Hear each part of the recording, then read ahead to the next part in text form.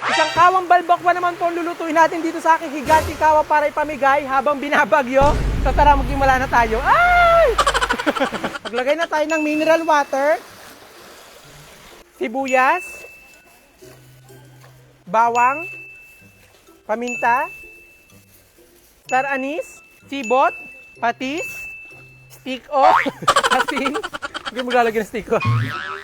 Luya. So ilalagay na natin itong mga balat ng baka natin, pati itong paa ng baka.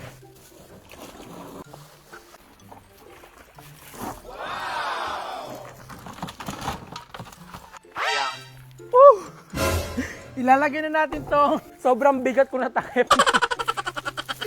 Pinagawa ko po kasi yung takip na yan para talaga hindi lumabas yung usok sa loob at talaga maluto ng maayos yung niluluto natin. Tinda na natin yung kumulo. Hinabol ko na nga rin po dyang ilagay ngayon tanglad nga natin dito sa mga pinapakuluan nga po natin balat ka ng baka pati nga po itong pata para talaga mas lalo siyang sumarap. At kahit nga po may bagyo po ngayong araw talagang wala po makakapagbigil sa akin magluto ng napakaraming pagkain dito sa aking higanting kama para ipamigay. At dahil nga po sa ulan ng ulan at napakalamig nga ng panahon talagang naisipan ko nga po na magluto nga ng isang kawang balbakwa kasi hindi pa nga rin po ako nakakapagluto ng ganito. Nakakain na nga po ako ng balbakwa at sobra ko nga po siya nagustuhan kaya sa tingin ko ay perfect na perfect nga po siya ngayong tag-ulan. At ito nga po pagkukuluan po nito mga balat at pata nga ng baka nga natin yung magiging sabaw nga ng ating balbakwa kaya talagang nilagyan ko ng napakarami mga pampalasa para talagang sobrang sarap ng sabaw. At habang pinapakulo at pinapalambot pa nga po natin ng matindi yung niluluto nga natin, pumunta na nga po muna nga ako dito sa gilid para maghati-hati nitong mga onion spring. Isa nga po kasi ito sa magpapasarap lalo ng sabaw ng ating balbakwa mamaya kaya kailangan nga ng maraming ganito. At matapos nga po ang mahabang oras na pagpapakulo po natin dito sa ating balat at pata nga ng baka, sa tingin ko nga po okay na nga ito. Hindi pa nga po kasi ito yung pinakagagawan nga po natin ng balbakwa at baka nga sumobra nga po yung lambot nga nitong balat at pata nga natin kaya kailangan ko nang agad itong ahunin. At talagang sobrang saya ko pa nga po sa mga oras nga na to kasi akala ko nga po talaga wala ng bagyo kasi humina na nga po yung ulan pati yung hangin pero magugulat nga po ako mamaya. At kaya nga po siguro huminto nga yung ulan pati nga napakalakas na hangin, nag-iipon nga lang po siya ng lakas at ulan bago niya ulit ibuhos ng malakas. At matapos nga po natin maiahon nga po itong pinakuluan po nating balat at pata nga ng baka, pinagkukuha ko na nga rin po itong pinaka-broth o yung pinagpakuluan nga po nila kasi ito nga po talaga yung magpapasarap sa ating balbakwa. Andito nga po kasi sa sabaw nga na ito yung pinakalasa ng pinagpakuluan nga po natin kaya ito nga po yung pinaka-importante para sa ating balbakwa. At pagkatapos nga po noon, pumunta na nga po ako dito para hati-hatiin nga po itong mga pinalambot nga po natin balat ng baka. At medyo katamtaman pa nga lang po yung lambot nga nila pero mamaya nga pag nag-umpisa na nga po tayo magluto ng balbakwa talagang sobra pa nga po lalambot itong mga to. At matapos ko nga po mahiwa ng malalaking size nga po itong ating balat ng baka, dali-dali na akong pumunta dito sa aking higanting kawa para makapag-umpisa na tayo magluto ng balbakwa. Pinag-swimming ko nga lang po itong mga atswete natin dito sa mantika hanggang kumulay nga po siya. Kaya nung kumulay na nga po, dali-dali ko na nga inahon. At talagang finally nga po, nandito na nga tayo sa exciting part kasi ito na nga po yung ilulutuin na natin yung ating balbakwa. Ginisa ko nga lang po sa ating mantika ngayon bawang, sibuyas at luya tapos dali-dali ko na nga rin po nilagay itong ating mga balat ng baka. Sinunod ko na nga rin pong ilagay ngayon pata ng baka tapos ginisa-gisa ko nga lang po doon ng saglit tapos ilalagay na natin itong pinaka-bro. At talagang nagulat na nga po ako sa mga oras nga na to kasi bigla na nga pong bumagsak ngayon. Sobrang lakas nga na ulan.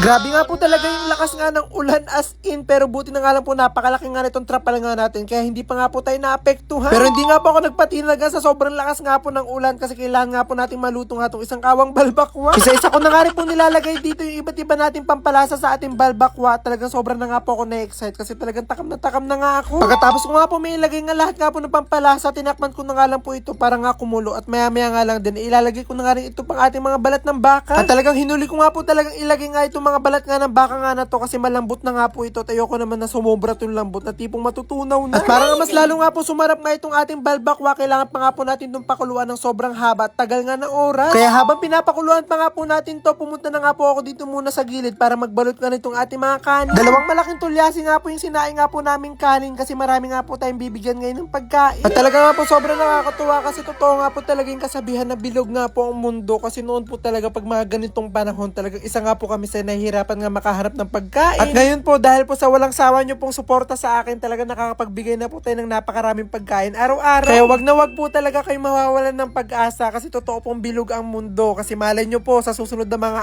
araw o buwan kayo na po yung nag-share ng blessing. At mabalik na nga po tayo dito matapos nga po ang ilang oras sa pagpapakulo po natin dito sa ating balbakwa. Finally naluto na nga rin siya. At nung tinikman ko nga po itong niluto nga natin talaga sobrang nga po ako natuwa kasi sobrang sarap nga po ng pinakabalat ng baka. Talagang sabaw sobrang sarap. Kumbaga nga po yung pinakasabaw pa nga lang po nitong ating balbakway talagang ulam na. At dahil nga po sobrang haba nga po nating oras tong niluto, kaya anong oras na nga po kami natapos at talagang saktong-sakto nga po ito panghapunan. At sa sobrang dami nga po nating nalutong balbakwa dito sa aking higanting kaway, sigurado nga rin ako na napakarami din po nating mabibigyan. At kung mag-aalala nga po kayo kumangahang po itong aking balbakwa dahil sa nilagay ko pong siling green kanina ay talagang hindi nga po siya maanghang. Kanina nga po talagang kinabahan pa nga ako kasi akala ko nga po maanghang yung magagawa nating balbakwa at baka nga hindi makakain ngayong mga pagbibigyan nating bata, pero yung lasa niya talagang okay na okay at hindi siya maanghang. At para mas lalo pa nga po sumarap ngayon sa bawa nga ng pinakabalbakwa nga natin, naglalagay pa nga po ako dyan ng onion spring. At talagang saktong-sakto nga po itong niluto nga natin ngayong araw dito sa akin dream kitchen kasi talagang sobrang lamig ng simoy nga ng hangin at napakasarap nga humigop ng sabaw. At nung nailagay na nga po lahat nga namin dito sa lagayan at nabalot na nga po namin, dali-dali ko na nga pinaglalagay dito sa aking basket para madala na nga natin sa ating mga pagbibigyan. At grabe pa nga rin po talaga yung lakas nga ng ulan sa mga oras nga na to, kaya medyo kinakabahan nga po ako, pero tutuloy pa nga rin tayo kung saan natin ito ipamimigay. At nung okay na nga po ang lahat ay dali-dali na nga rin po kami bumiyahe para makapunta nga po sa lugar kung saan po natin ito ipamimigay. Medyo natakot pa nga po ako dito sa dinaanan nga namin kasi binabaha na nga sa sobrang lakas ng ulan. At matapos nga po ang aming biyahe, finally nakarating na nga rin po tayo dito sa ating mga pagbibigyan at saktong-sakto nga po kasi meron dito parang silungan, kaya dito na nga kami pumwesto para may pamigay na nga po namin itong mga niluto ko. At kahit nga po mapabata, mapamatanda, talaga mabibigyan nga po natin sa sobrang dami nga po nating naluto. Amazing!